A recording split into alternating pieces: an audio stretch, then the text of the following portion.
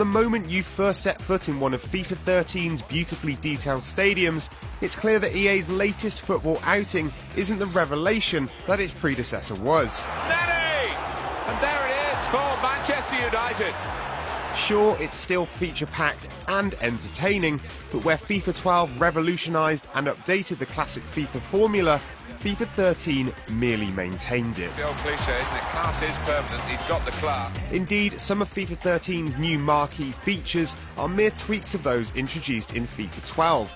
The infamous player impact engine has been overhauled in an attempt to reduce those odd, fumbling and sometimes hilarious collisions. But while there's certainly a noticeable improvement in the physics system, it's not infallible.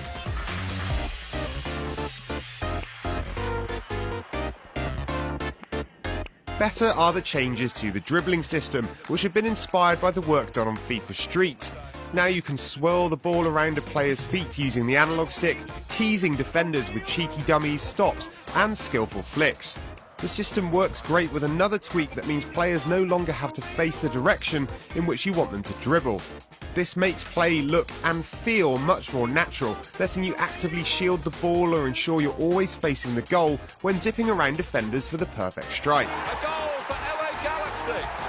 First Touch also has an added air of realism, thanks to a new system that attempts to stop the uncannily skillful control that players had when receiving a ball. Now factors such as the height of the pass, its speed, and the statistics of players themselves are taken into account when players receive the ball. Without the guarantee of player control, you're forced to rethink passes and strategies in order to keep possession. The on-pitch action is some of the smoothest and most enjoyable the FIFA series has created. The AI makes better, more intelligent runs, and the tactical defending system now takes into account player size, meaning larger players can strong-arm the ball from weaker ones or fight off defenders better. Silky manoeuvres and swift runs down the pitch are much more realistic, while goals look spectacular thanks to some great visuals and highly stylised replays that replicate the magic of watching a match on TV. FIFA 13's smoothness comes at a price though.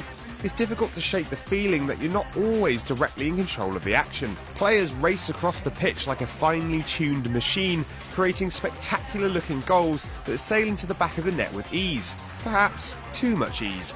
It's still all too easy to make quick runs down the centre of the pitch past reams of defenders or score from a devastating volley off a set piece. Yes, this smoothness results in some great looking plays, but it stands in stark contrast to the gameplay in this year's much improved PES, which makes you work harder to put one in the back of the net, and satisfyingly so. When it comes to the action off the pitch, FIFA 13 sticks to what it knows, improving on existing game modes. The majorly addictive Ultimate Team mode, FIFA's mix of role-playing game like card trading, top trumps and football management, has seen numerous tweaks that make it even more compelling than before.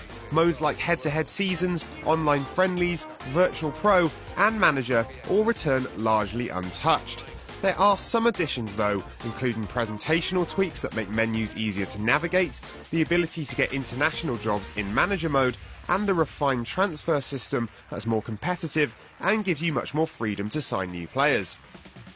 The biggest and best change is the inclusion of up-to-date real-world statistics for teams, which are updated weekly and can be taken into account before the start of a match. Wins and losses that your team has had in the real world are displayed, along with increased or decreased attack, midfield and defensive stats depending on the team's performance and injuries. Tying the whole thing together is EA Sports Football Club, which this year gets the addition of a shop where you can use money earned from playing the game to purchase vanity items like boots, kits and goal celebrations. As with most vanity items, their value isn't immediately apparent. But when you take your teams to compete online, those little things that make them stand out from the crowd suddenly become a big deal. Even more of a big deal are the new skill games, which replace the old keeper versus player loading screens of the past. You're now treated to bite-sized challenges, such as having to score as many goals as possible in 2 minutes in various scenarios and places on the pitch, or kick a lob pass to a certain zone. These quick challenges are lots of fun and help to teach you some of the fundamentals of the game.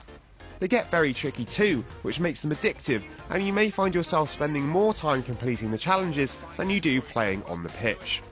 While the skill games are an excellent addition, they're also the only major one.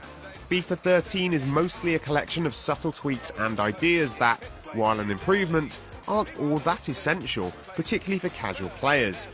And there's no getting away from the fact that PES has made serious strides in its gameplay this year, offering up a very credible alternative to EA's footballing juggernaut. But until PES can get the rest of its act together, FIFA Soccer 13 remains the best football game on the market. Beautifully presented, in-depth, and a hell of a lot of fun. Oh, he's going to shoot now. Super goal. First shot, first goal. We're off and running here.